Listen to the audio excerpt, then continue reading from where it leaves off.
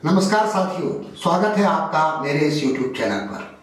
सबसे पहले आप सभी को दीपावली की बहुत बहुत शुभकामनाएं। आज प्रस्तुत है मेरी व्यंग्य रचना और उल्लू बना अपना। इसी तरह वो भी दिवाली की एक रात थी।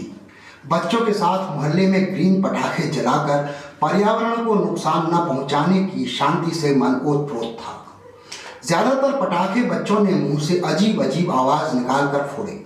जिस बच्चे ने जितनी अच्छी आवाज का प्रदर्शन किया उसे मैंने मन ही मन पुलिस अधिकारी या नेता बनने का आशीर्वाद दिया और घर आ गया।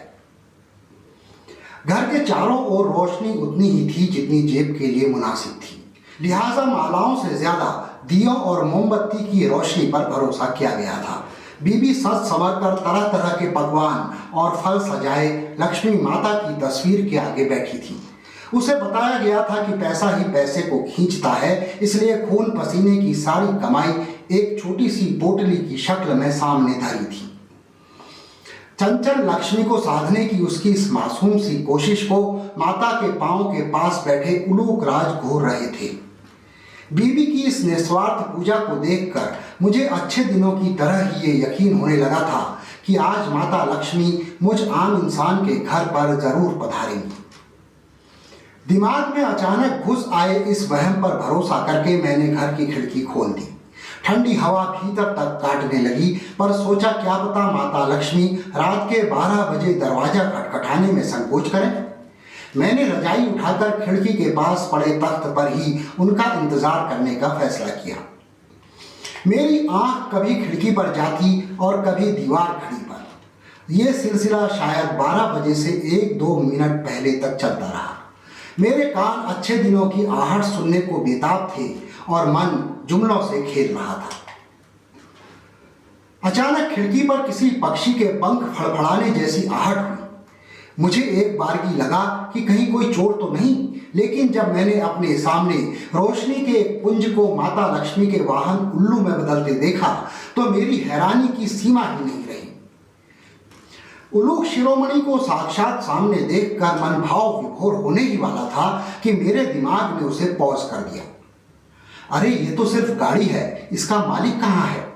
मतलब लक्ष्मी माता इनके ऊपर बैठी क्यों नहीं है, ये तो पूछ ले। मैंने उल्लुओं के हृदय सम्राट को सादर प्रणाम कर पूछा कि अच्छे दिनों की तरह माता लक्ष्मी भी आपके ऊपर से अंतर ध्यान क्यों हो गई? आपके होते हुए कहीं वो पैदल तो नहीं हो गई? उल्लू महाराज ने अपनी चिर परिचित घुर्रन आंखों में वात्सल्य लाने की नाकाम कोशिश करते हुए चोंच खोली।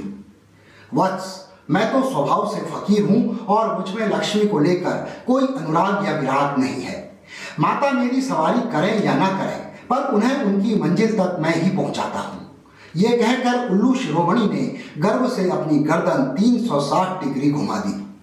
उनके पास दिखाने को शायद यही एक डिग्री थी। मैंने पूछा, महाराज निश्चित तौर पर आपने जब उड़ान भरी होगी तो माता लक्ष्मी आपके ऊपर ही सवार रही होंगी, लेकिन अब वो वहां नहीं है, इसलिए कृपा करके अपनी उड़ान के बाद का पूरा वृत्तांत सुनाने की कृपा करें। उलूक महाराज अपनी वाह वाह करने की मुद्रा से बाहर निकले और बोले, वत्स, माता लक्ष्मी के कई प्रतिरूप इस वक्त उस जगमगाहट का हिस्सा बन चुके हैं जहां के लिए वो बने थे। मैंने कहा, अरे वो तो माता है, कोई एनपीए नहीं कि उन्हें किसी के लिए बनाया गया हो। लगता है उन्हें मार्ग से भटकाने में आपका ही हाथ है। उलूक महाराज ने पहले अपनी प्रकृति प्रदत्त कर्कश आवाज से मुझे मित्रवत संबोधित किया, फिर बोले, तुम्हें मालूम है कि माता लक्ष्मी को लोग रोशनी में नहीं रखते, इसलिए वो जब भी जगमगाहट देखती हैं उसी में खोकर रह जाती हैं। वैसे जगमगाहट तो तुम्हारे यहाँ भी है, लेकिन कई कोने अभी भी अंधेरे में हैं और मुझे ये अंधेरे पसंद है। मैं अगर माता को तुम्हारे घर में प्रेम, भाईचारा, आपसी विश्वास और ईमानदारी के दियों की जगमगाहट दिखा देता तो वो यहीं रुक जाती।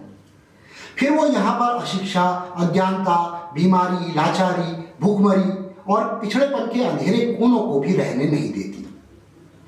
इसलिए मैंने अपनी उड़ान का वही रास्ता चुना जो बड़ी बड़ी आलीशान इमारतों से होकर जाता है, ताकि वहां की शान शौकत माता लक्ष्मी को वहां ठहरने पर मजबूर कर दे। तो क्या माता लक्ष्मी मेरे भाग्य में नहीं? मैं बोल पड़ा। उल्लूक राज ने गंभीर होते हुए कहा, देखो वत्स, एक गोपनीय बात बताता हूं। अव्वल तो इसे किसी से कहना नहीं, क्योंकि लोगों में इतनी समझ भी नहीं। फिर भी जरूरी हुआ तो मुझे क्रेडिट देना मत भूलना। बुद्धिमान लोगों को अति बुद्धिमान नेतृत्व मिलता है, जबकि मूर्खों को महामूर्ख नेतृत्व मिलता है।